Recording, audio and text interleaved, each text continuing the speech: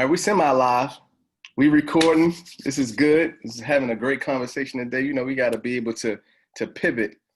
As young Black leaders in the community, we all know how much it's important to be able to be flexible, to pivot. For those who will be watching this, it's not live. Sorry that if you tried to chime in live. This is the show about tomorrow. I'm Dermel Brunson.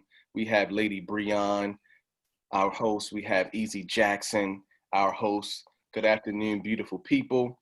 This is the show about tomorrow where we discuss the issues and matters of today that are affecting and impacting our tomorrow. We are so thankful today to have our illustrious guest, Ms. Tiffany Majors, Hey. Baltimore Urban League. And we want to have a wonderful discussion, as we always do. Definitely anytime you have powerful Black minds like Easy Jackson and Lady Breon in the mix, in the room, in the building, the conversations, the intellectual stimulation is endless. The possibilities are boundless for us to overcome all obstacles. And so we're thankful today. Baltimore is a beautiful city. It's a city rich in history, rich in culture, rich in arts and entertainment, and beautiful minds of science and intellect and education. And we are often in a battle between the heart and mind on how to lead and serve the people of Baltimore with the greatest intentions. And so we're here today just to talk about what's happening in our world, what's happening in our country, and what's happening closer to home in Baltimore. It is election season. And so I want to start off by giving Mr. Jackson an opportunity to talk about the importance of registering to vote, voting, and what type of voting races we in Baltimore should really be focused on. Because you and I, Easy, have long had conversations. You were the actual first person to really teach me and open my mind up maybe 7 or 8 years ago about voting in where you live. Yeah. And not being so distracted. I remember you using that word. I don't know if that's the same word you'll use today, but I remember you using that word to me 8 years ago, being distracted about national races and the hot names, not only president, vice president, but in other districts where we don't live. What do you have to say about that today for our viewers and listeners? Well, I mean, you basically said it. You know what I mean? You just basically said my whole spiel. Like, local politics, I think, are the more important races to pay attention to, because you know, and every year when we get around November, we start having these conversations about politics, and I always say, you know, whether you like it or not, politics affects every single aspect of our lives. So when you start paying attention to local politics, you're actually paying attention to the things that are directly affecting your home, your neighborhood, your community, the schools, all of that stuff is very important. In Baltimore right now, we have the mayoral race, which it's looking like Brandon Scott will likely win and be the next mayor. And then there are some city council races where kind of the same thing has happened. There is a race that's really interesting, and that is Franca Mueller-Paz, who is on her way to possibly becoming the first Green Party candidate to win a city council seat in Baltimore. So that's a really, that's a race in particular that I'm paying attention to. You know, everybody is talking about, you know, Biden versus Trump. At the end of the day, no matter which one of them get in, we still have issues right here in Baltimore that need to be dealt with, that are going to be addressed. And it's important to pay attention to who those players are, who those people are. So I always tell people there's a site that you can go to where you go to Google and you type in who are your elected officials in Maryland. You can put your address in there, and then they'll bring up who your state legislators are, all the way up to national. So they can tell you who your delegates are, who your senators are, who your Congress representatives are, based on your exact address and where you live. Wow.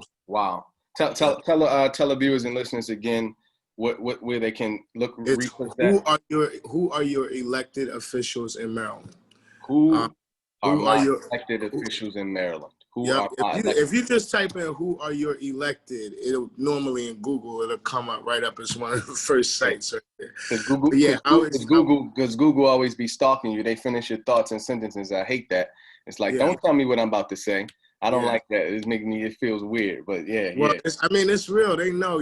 I just watched this movie called The Social Dilemma, where they target. They target your searches, what comes up in your social media feed, based on your geographic location, your circle of friends, Wow. and all that. So when you type in Google, like that predictive text that comes up is based on the majority of searches from your area, your community.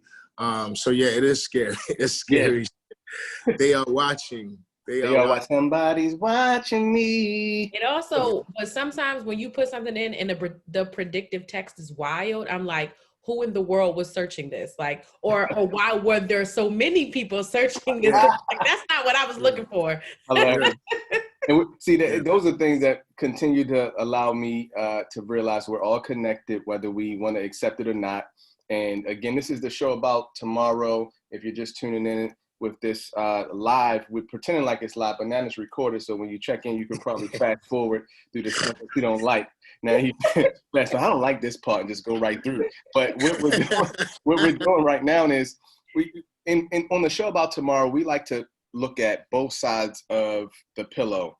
In conversation, they say when you're meeting people and it's not folks that are in your immediate circle, and then sometimes even in your immediate circle, there are three things you always stay away from having conversations about: politics, religion, and race, right? And then there are a couple of things that always unify us no matter where you're from, and that's music and arts, sports, and family. Like those are things that normally folks love to be along the lines of. And well, in the show about tomorrow, we don't care about that. We want to go right into the meat and potatoes of Yeah, we have to. It's we got important. to. It's, Yeah.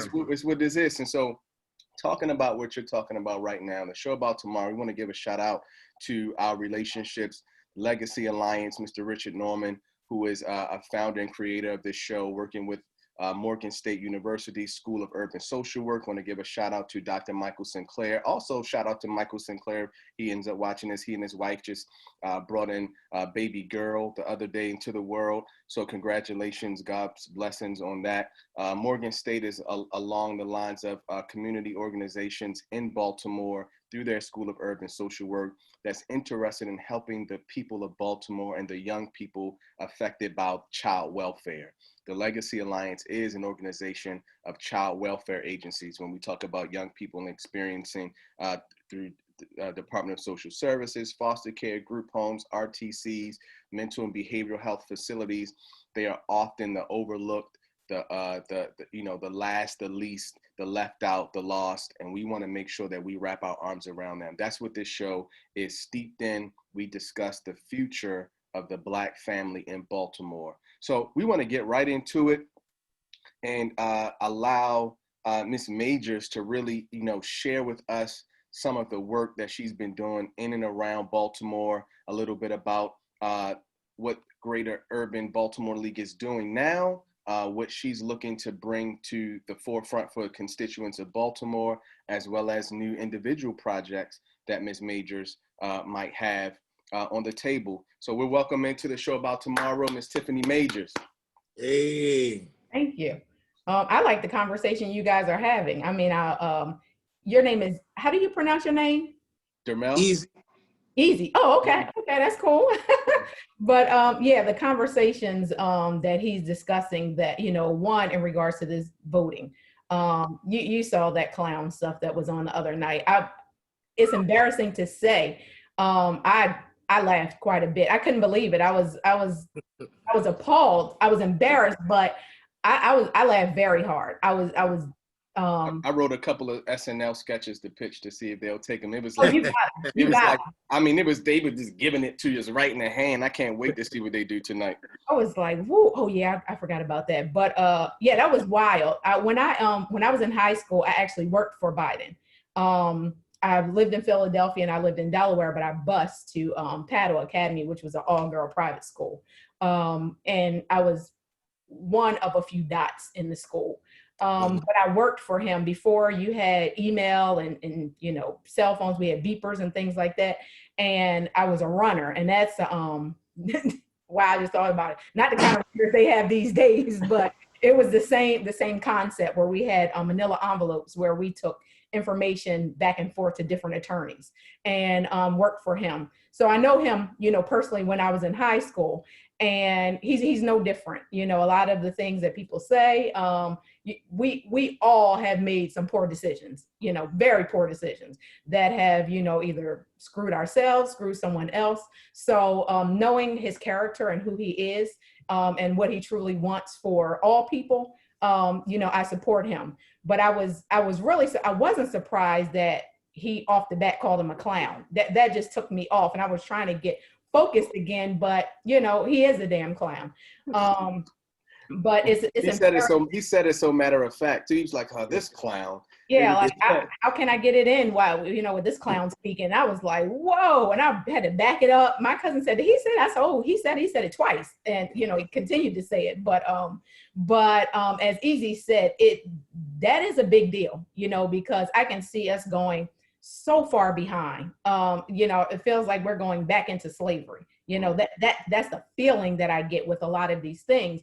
But as Easy said, it's imperative that we focus on our local officials and our local individuals that we have to vote on, because policy is what's running your household and running your education and running your judicial system. You know, so it's imperative that we look up and down the ballot. When we go to the box, if we go or if we mail in, we have to make sure that we research everyone on that ballot and be ready when you get there. Don't try to figure out, oh, I recognize this name. Like, you need to look them up and identify what they mean to your house. You know, if you have family members that have issues, or you have issues, you have to look at things that are going to deeply affect you. And if you have to jot it down on a piece of paper and take it with you, make sure you do that. If you have to take, you know, a copy ballot with you, but we have to make sure that we identify the people that we put in place here.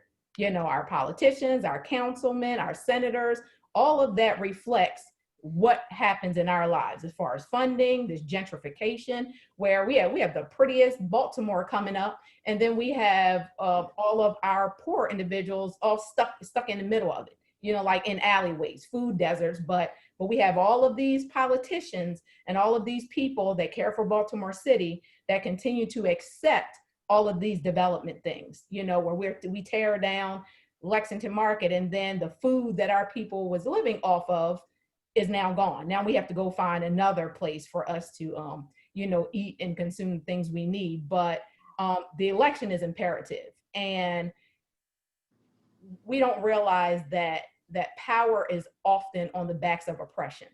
Wow. And it consistently will drive the power of white supremacists to keep us away from the polls. And people will say, oh, I'm not going, it doesn't, one vote is electoral. That's specifically voter suppression. That's what they want Blacks to do, to not go to the polls. Your one vote does matter. And why they're so scared of Blacks is because we are the ones that's going to change it. The ones that's going to change it is the Gen Z, or these first-time voters, 18 years old. Those are the individuals that are really going to change these polls. And we have to reflect and invest in them and make sure they're there and they continue to voice their feelings and opinions. So that's what I have on voting specifically. Wow. Yeah. Well, what would you add to that, Easy or Breon, in reference to you know, us being the folks that really are going to change it? Yeah, I mean, I'm always fascinated by people who swear by not voting, and I think it's important that people know, like, there are plenty of things to do in your community to make change and all of that. But when people are like, you know, it doesn't make a difference, it doesn't change anything, while literally sitting here benefiting from things that people voted to get them. Right. You know what I'm saying?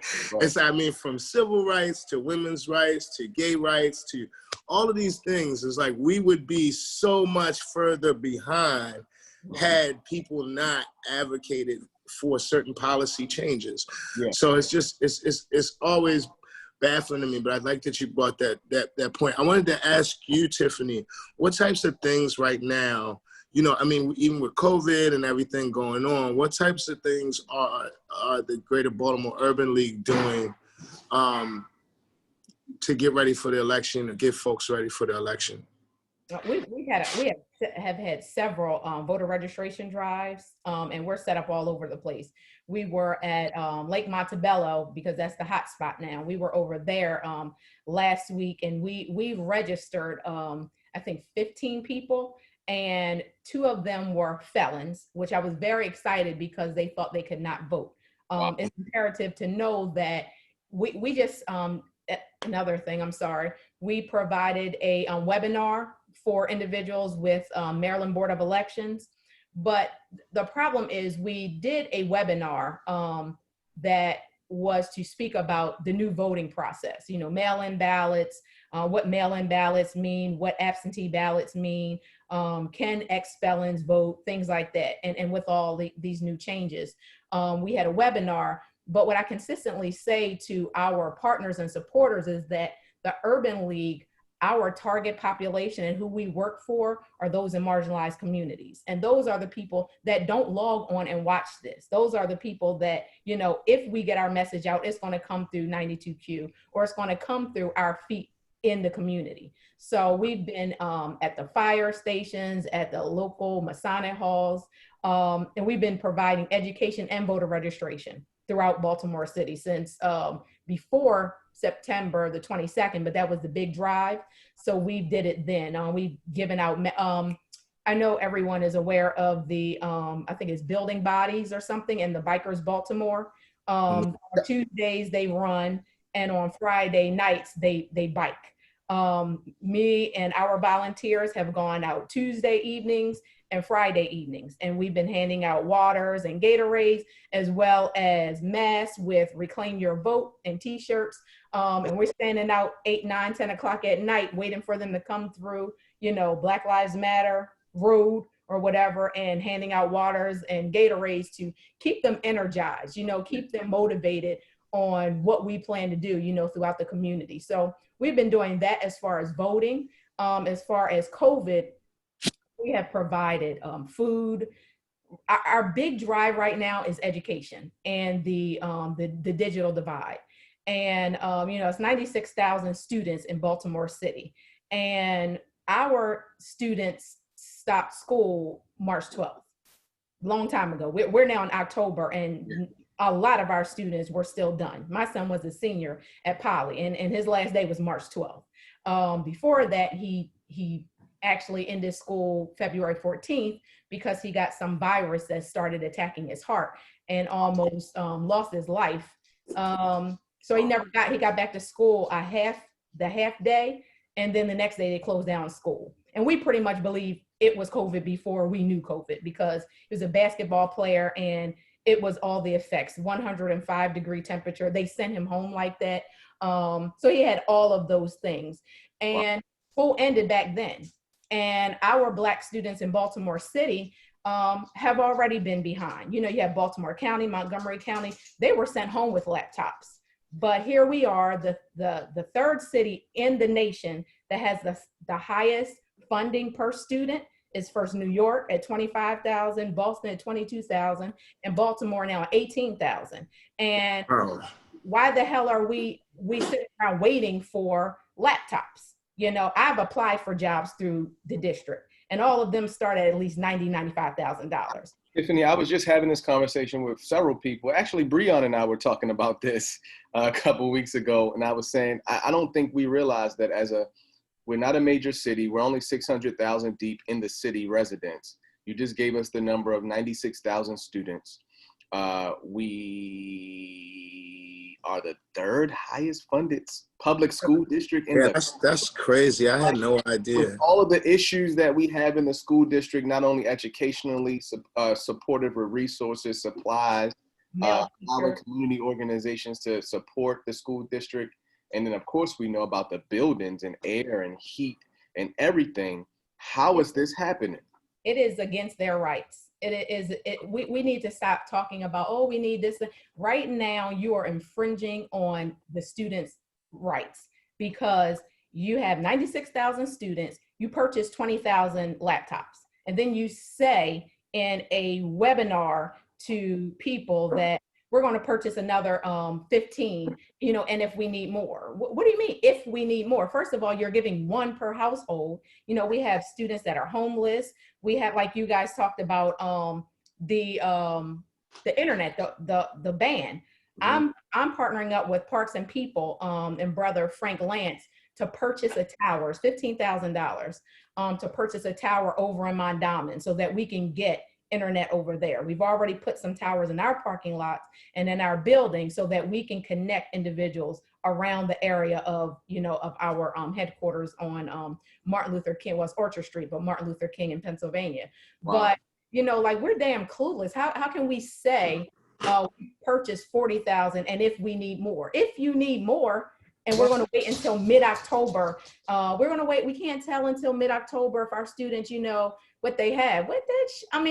But you can collect those dollars. You can collect and sign that contract for $350 million for another 5 years. But yet our students are still attempting to take tests that are going to get them in college or not, in areas where they're cold. And they're supposed to be successful. Either they're cold or they're hot. And you can't put on a coat because it's not gray, because that's not the school colors. Like, I don't even want to get into all of that. Well, tell us more about the towers. That's interesting to hear. Tell us more. There's a tower over in West Baltimore near Mondawmin. There is literally no internet reception at all. So Parks and People, I actually am on our advisory board with him and heard him talking about, trying to purchase it, but, not having the funding. And, consistently, that's another thing in Baltimore City is, to receive funding, you either have to lay to play or you got to pay to play. And I don't do either. So I like you're talking in real today. I know, right? She giving us the full 1,000. If you're just I probably shouldn't, but about tomorrow, we have Tiffany Major. She's setting the world on fire right now, back to back, letting us know what's going on in the community, the real deal, Holyfield. Keep going with what you're saying. This is powerful. Wait, I have a question. So are we saying that these towers provide Wi-Fi for anybody in range of the towers for free, or? Oh, yes. That's what we're saying. Okay. Oh, yeah. Baltimore Urban League, anything we do is free.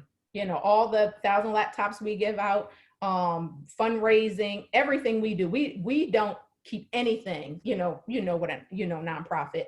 Nothing that we do is a charge. We do counseling for free. Small business, everything we do is free. So in building this tower, it's going to be free for the individuals in that area. So does it just like pop up? Like, how Xfinity did this thing where now you can get I think it's like 30 minutes for free. And then where there's a bunch of places it just pops up like as a network on your cell phone, or if you're on your computer, and then after you reach that 30 minutes, you have to pay for time. So I'm curious, does it just pop up as a network? Like if I'm in a couple blocks, it pops up like a network. I'm so curious. I never heard of this. I know for the tower, it's not like we're giving you 30 minutes free. It's to give you the ability to connect. Comcast for low income individuals, which I'm still fighting with them. For low income individuals, they've cut their rate to $9 a month. We don't have $9 a month.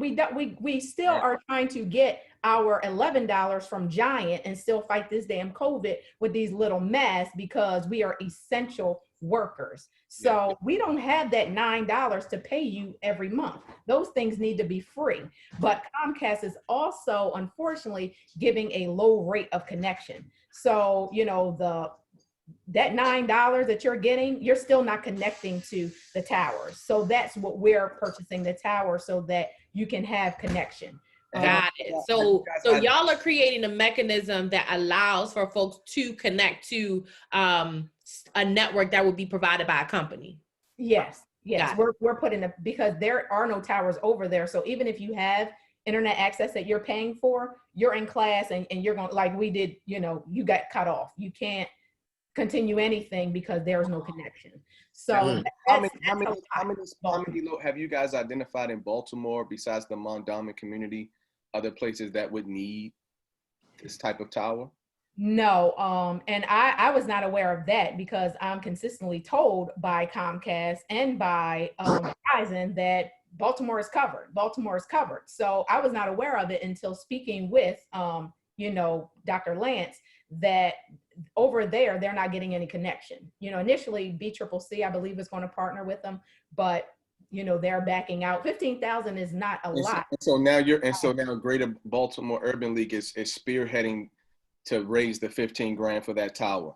No, I'm not spearheading. It's okay. Definitely Parks and People. Okay, Parks and People. That's his initiative, but he did not have the full support. So I said that I will partner with him and purchase the tower. Now, right. I have a board member from Comcast that is director of government relations. So I'm not trying to pay the 15,000. I'm either trying to get that up or cut us a deal. We are a nonprofit with no dough. So that's why you're here. So right. We can get things like this. So I haven't identified that, but now that I'm aware that there are poor connections or no connections, we have been trying to figure out the other connective areas in Baltimore City. Specifically Baltimore City. Greater Baltimore Urban League is supposed to provide support for all of Maryland because we're only one. Some other states have 2 and 3 and 4, but right now my people are suffering in Baltimore City. So all of my resources, all of our financing, all of our laptops and tablets are going to Baltimore City. All of our funding is directed to Baltimore City. Well, I definitely would love to, before even speaking to our executive director or our board of directors at LTYC, I want to make sure that from our development account, we make a donation to you guys for this cause for at least $3 grand to get you guys going in the right direction. Wow. With, you know, we talking business numbers and everything on the podcast. Yeah, right, everything. We just putting everything real out there. around here, like I'm touched right now because that's bullshit. And the thing about it is we can rally together. If you have, you know, Doc over there at Parks, you know, Parks and People, and you're spearheading it, it seems like you have your hand on the pulse of what's happening with this, connecting to Comcast. So I want to make sure that we pledge that $3K for that movement, for you to, well, however you guys see that goes to the tower or it goes to the laptops, because as you would, I think you were going down the direction of talking about the lag behind that our kids are going to have educationally because of, you know, not being in school. And of course, your son had a different experience because he didn't get to go to his senior prom. He didn't get to have his official graduation. My godson, who graduated from Park School, was on his way to University of San Francisco. He had to stop that. He's doing virtual. He's supposed to be there physically going in his dorm in August. They stopped that. So we're feeling for young people who are having their lives, you know, halted and slowed down. But think about the kids who were already behind educationally and academically and socially, and now they've been out of school now for 7 months, and it'll be longer. So this is going to be 3 to, at the point we are from February, they're now 2 to 3 years behind. Wow. Baltimore City was already behind, you know, and they're saying, well, we'll know by mid-October, you know, how many students don't have a laptop. So I'm not giving anything, you know, to the district. I've contacted several principals. And how many do you need? 50. I donated 100 there. I worked with NFM Lending, who wanted to, you know, everybody's on this D&I thing, that, you know, diversity and inclusion, because of this Black Lives Matter movement. You know, before D&I wasn't that important until we started walking in their streets, shutting things down and shutting down their businesses. We don't understand and identify our power. Blacks have more power than a little bit. That's why they keep trying to kill our ass, because they don't want us here. They don't want us to vote. They don't want us to speak. They don't want us to voice our opinions. So, you know, all these great corporations now have D&I, but D&I for Black people, D&I is nothing but saying, oh, we have Black people that work here. If you are not taking your Black people into management and senior management positions, that D&I is nothing but a sexy word to us. It don't mean anything to us. And I'm not going to come in here and smile and say, oh, they have D&I. No, until you show me what you're really doing for D&I and you're going back out into the communities that you so much take from, then I don't have that type of. Baltimore Urban League doesn't bow down for $1. Right. The hell what other people say, but we do not. You know, if it's from someone that does not support the causes of marginalized people, then I don't need that dollar. We need to come together. It's sad because most of the smaller nonprofits, you know, like yourself, we are unfortunately more in a competitive instead of a collaborative. We're competing for these little tiny dollars that the other organizations continue to get, you know, and I'm not saying they're laying or paying, but a lot of them. Well, we definitely experienced that at LTYC. I'm sure Breon can give you stories in reference to absolutely the two entities that she works with, Leaders of a Beautiful Struggle, and then the Black Arts District, on how tough it is for us to just make a little progress. How many hoops, how many times they set the bar different. They ask you to get one thing, you get it, then they move the meter a little further. You make that measure, then they move the meter a little further. Absolutely. It's not set for you. It's not set for you to get these grants that are open to the public for everyone to apply, and then you apply and you receive so many, you know, so many great proposals, your proposal.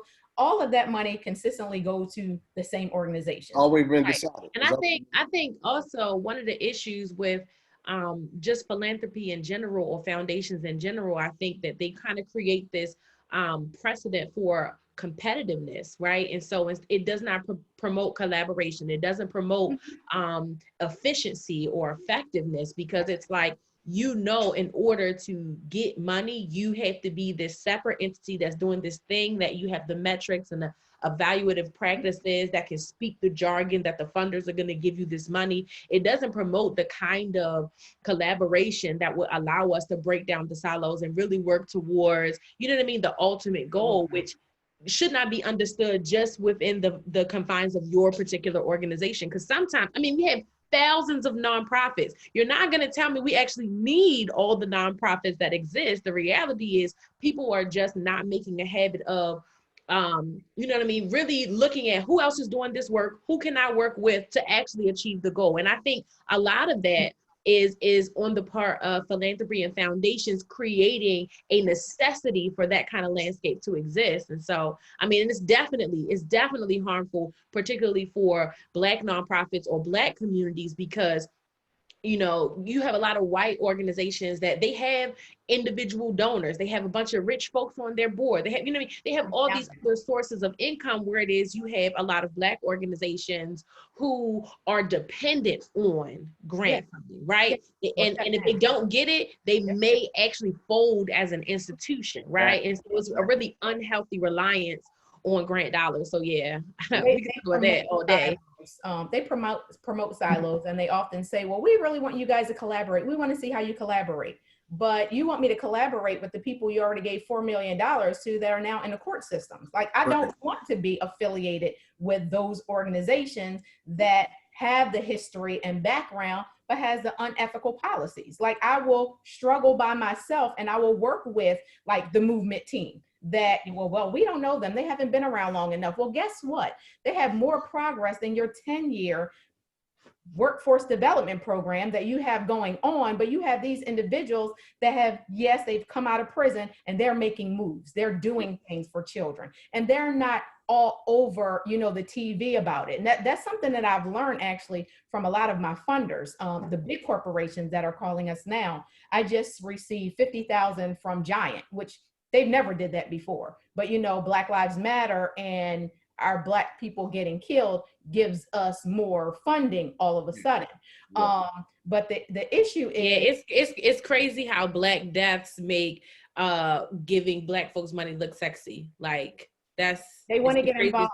People want to get involved. It's the eyes. It's the eyes on it. We have to be very humbled by the fact that this virus caused everybody to be stagnant and stopped and paying attention to their phones, laptops, and tablets 24 hours a day.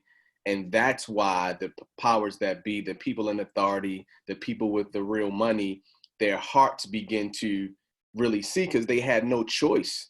The athletes I had no choice. think also we are at a point where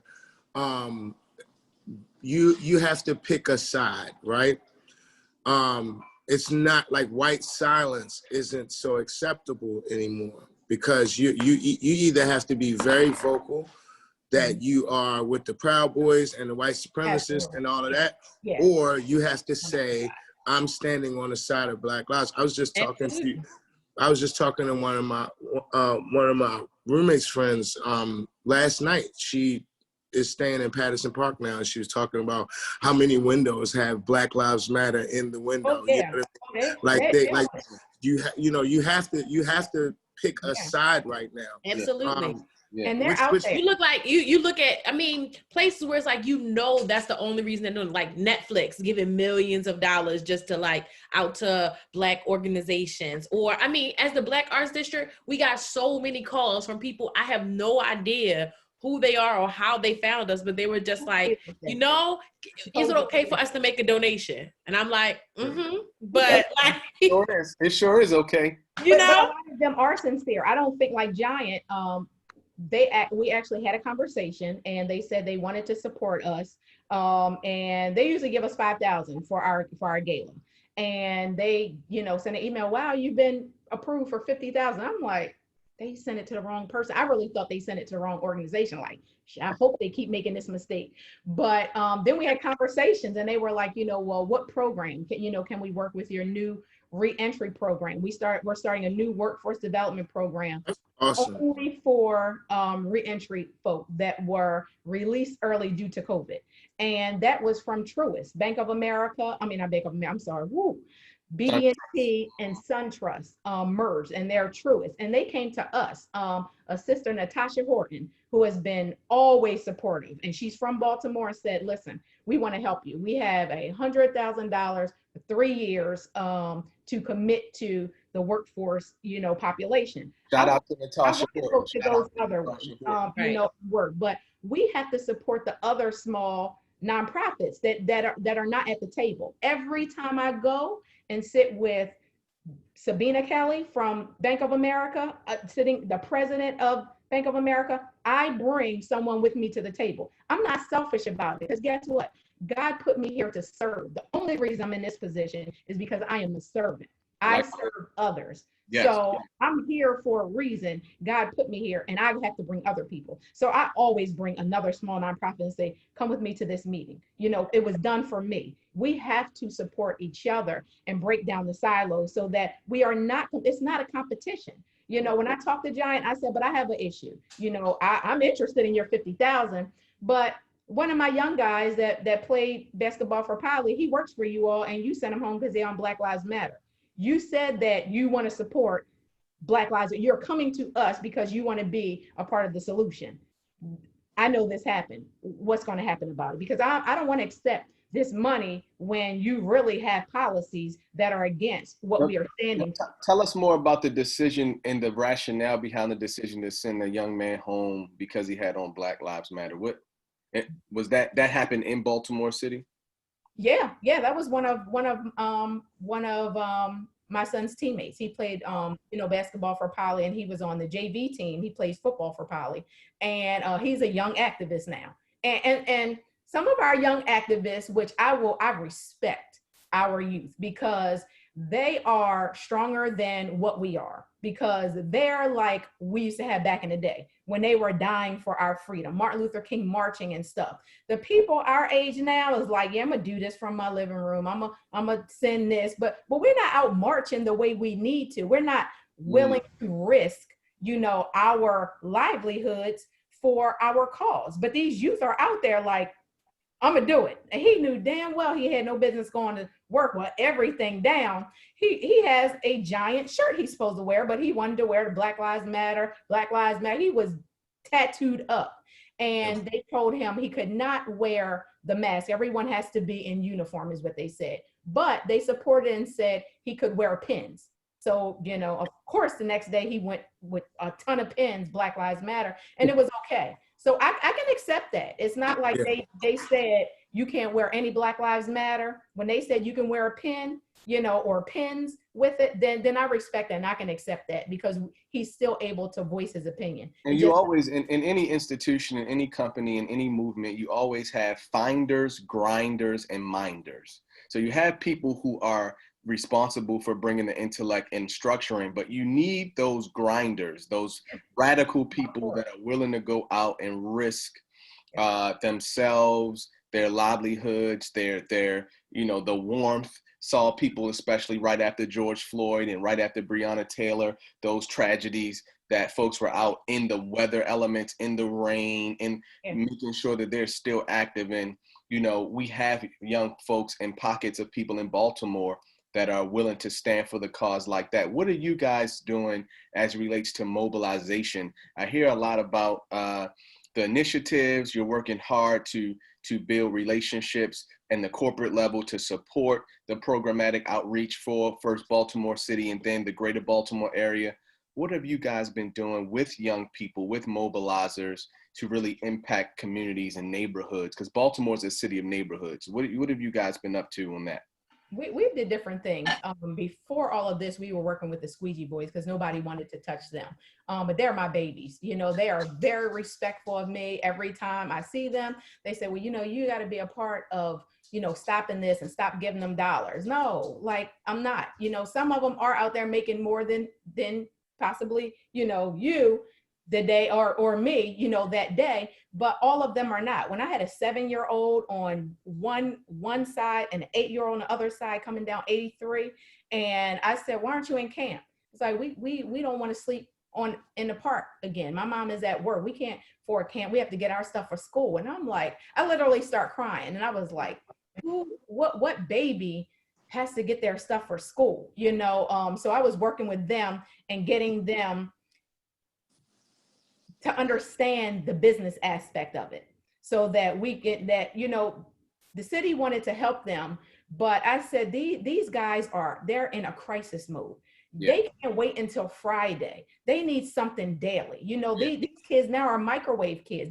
They're into immediate gratification, and some of them need it. Some of them need this to feed home. So, you know, and everybody everybody was not given the opportunity. For Baltimore City, there is no opportunity for youth. I don't care what people say. You say we have 67 rec centers open. Where? And what are you doing in there? You know, when my son was young, there was rec centers. You know, Walter P. was going up against Bentlow and Bennett and all of that. Like that was the rec centers. You went up in there and sometimes you couldn't get in. And we was doing everything at the rec centers. Now it's like, you know, you got 2 rec centers and everybody's battling to get in there. So there's no opportunity for these kids. That's why half of them are getting into these battles of crime and killing each other.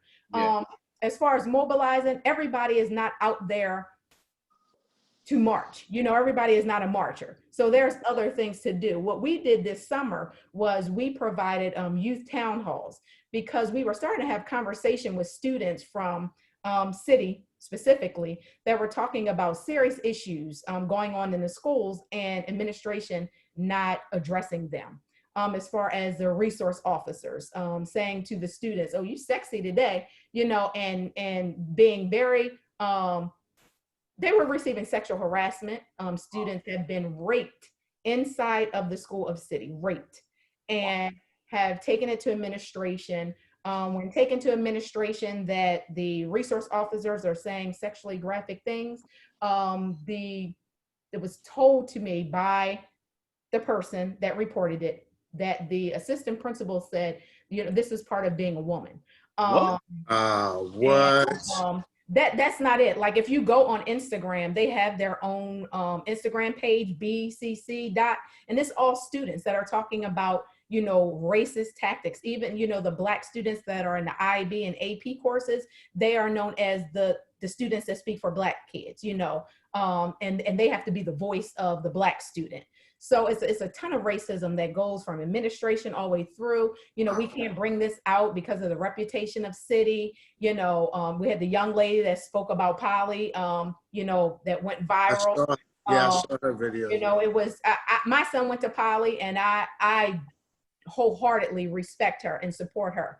Personally, I didn't get that type of racism at Poly. My son went there. He went to Calvert Hall. That was racist. That I was going to march with Jamal Bryant and shut them down because they were racist. I moved them to Poly. I just didn't see it personally, but everybody is not able to have these conversations. Sure. So I provided an open forum with youth to have a youth town hall. It was completely youth led. The first one was on equity in education, and we had Dr. Tracy L. Durant that spoke about, you know, the equity lens and how there are policies in education that is set up specifically for our students to not succeed, and how we break down, you know, those barriers for students. We also had Shantae McKinley that was a part of that. And the students were, they were so well received that we've been asked to go to 7 different cities to promote these. We then had police reform and defunding the police. And we had Marilyn Mosby on there, Delegate Mosby, and retired Colonel Melvin Russell, that I'm still pissed that he's not, you know, an officer, because he was one that was changing Baltimore City and bringing, you know, the Crips and Bloods together and everything else. So we had them. And we had a transgender woman on there speaking about the resources to the transgender population and no resources for the youth.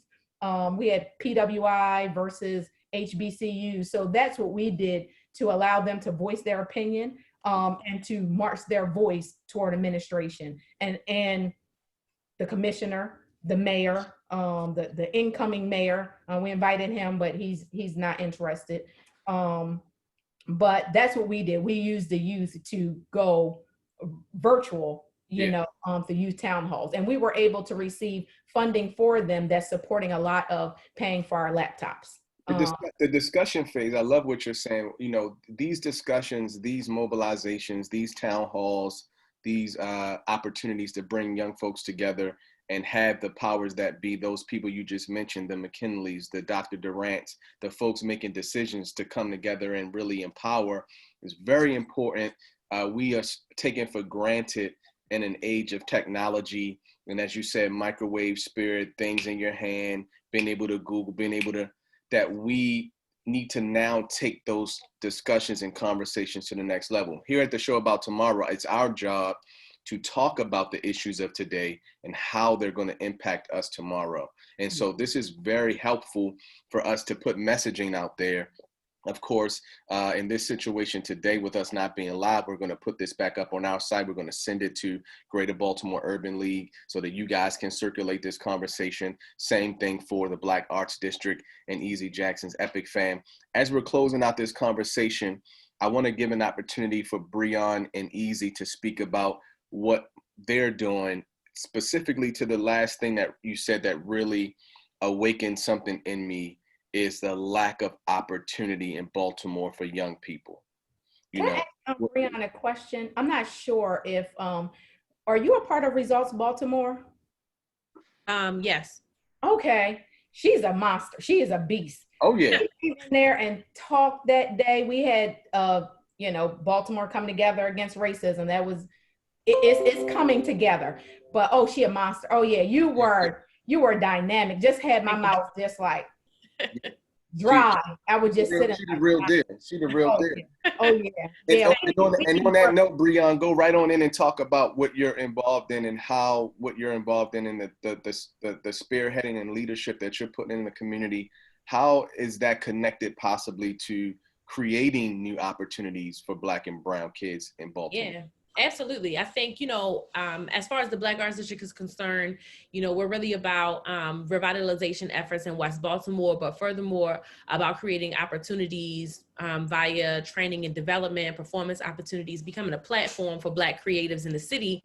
And, you know, unfortunately, there is another organization that I think you know, was created and designed to stand on behalf of Black creatives across the city. And so we're really trying to fill in that gap. And so that definitely includes Black and brown youth. You know what I mean? Like in the city, and creating a pipeline for them as burgeoning artists to be able to be a part of the creative economy and really be that on-ramp into, you know what I mean, the creative industry. And so that looks a lot of different ways, but I think a big part of it is so many amazing, you know, hip hop artists, poets, visual artists, dancers, etc. Like they have aspirations of being full-time or part-time artists, but they really don't get the kind of training and professional development so that they can monetize their art form. So oftentimes, you know, they are those, you know, struggling, starving artists, as people like to call them. And so we are looking to put programming in place that will definitely allow master classes to be given,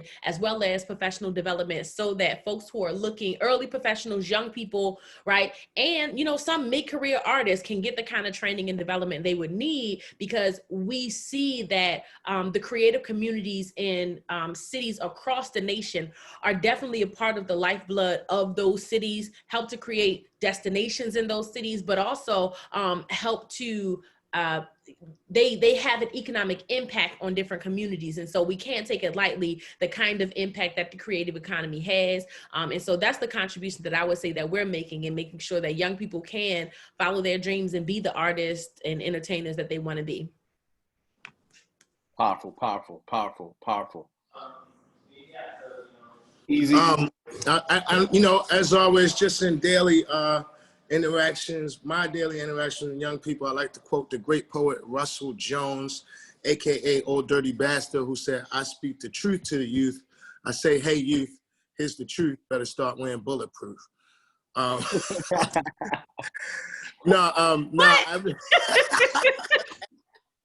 was waiting for something profound. I thought it was somebody else before you said ODB. I'm like, oh, leave it to Easy. Epic Fam, you know, we getting off the ground, recording. We got young artists that we are focusing on, you know, their creative endeavors and projects. Things are coming to place. We've been recording all summer. And I'm just excited about those things, you know, being able to work with young artists. Having done music myself for so many years, it's just really refreshing to deal with, you know, just work with some of these younger artists, Y1, Wifty Bangor, Sierra Leone, and just, you know, getting to work with them on their careers, their musical careers, and bring their creative visions to life. That's the big thing. How are you giving opportunities to young people in the city? How are you giving opportunities to young people in the city to flourish right now? Well, right now, I'm not going to say we're doing anything major. We have young artists that we're teaching them, you know, giving them the opportunity to grow as artists in the studio, to come in and record their music, a place where they can, you know, just build on those ideas that they have, the aspiration that they have, and helping them with their careers. Awesome. Yep. Can I also say, speaking of young artists, we are sponsoring a visual arts collective by the name of Hot Sauce. They're going to be doing a pop-up in the Black Arts District starting next Saturday. So it's actually going to be an in-person event, but we're doing it outdoors so we can follow all the social distancing mandates.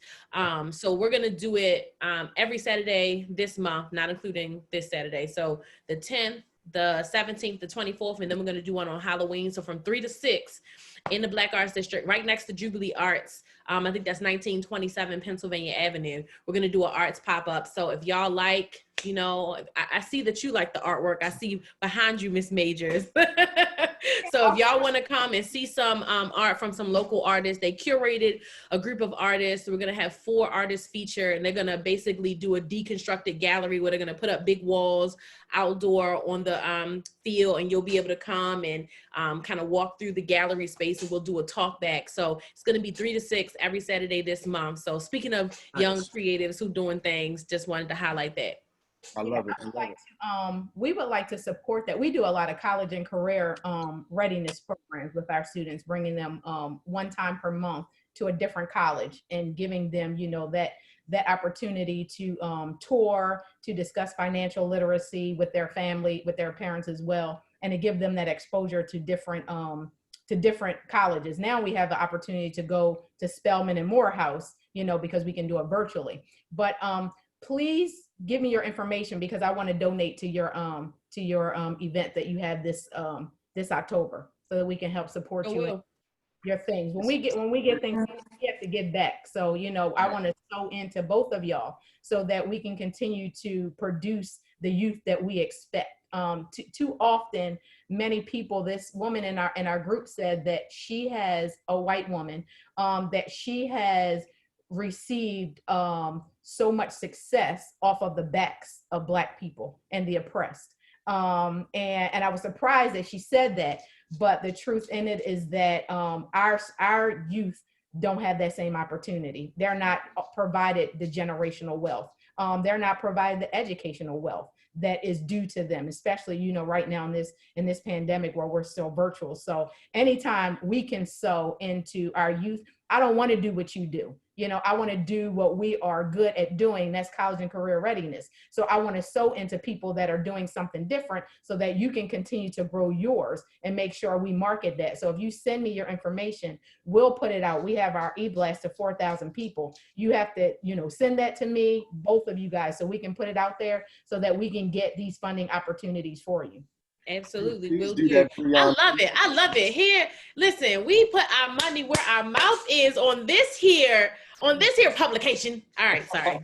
Yes. So I please, Breon, please follow up with Miss Majors. Easy, please follow up with Miss Majors, both in your own way to keep that energy going. And Miss Majors, how else can the Show About Tomorrow and each of us individually continue to support the Greater Baltimore Urban League's current work and future plans to serve the community? Anything that we can collaborate on and support in the coming weeks and months?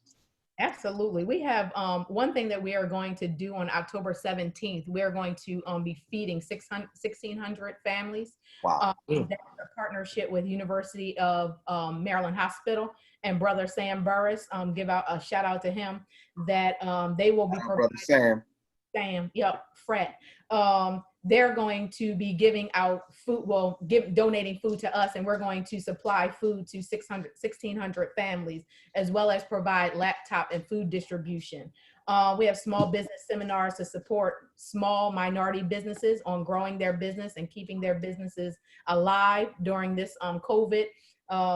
We have a flu clinic coming up. But we need volunteers. Most of our things is running our young professionals, and our young professionals are popping. You know, they're out there doing registration. You know, we're trying to bring back our white party, our, you know, masquerade ball and things like that. So I need young people to come in and continue to be the voice. We have the young, but I want people like your age to come in and mentor those amazing youth activists that we have, so they see the dynamics that their life is going to. You know, they can visualize it right in front of them and not see it on the screen and not see it on Instagram. Instagram is bullshit in our kids' head with their body figures, and you know, they have to have the boobs and the butt, and they have to be two right here. You know, they need to see productive Black women and men and not emasculate our Black men and still have our strong Black women like Harry to carry them out. So I need people like you all, you know, to be mentors to our youth throughout the city, not just in our program. But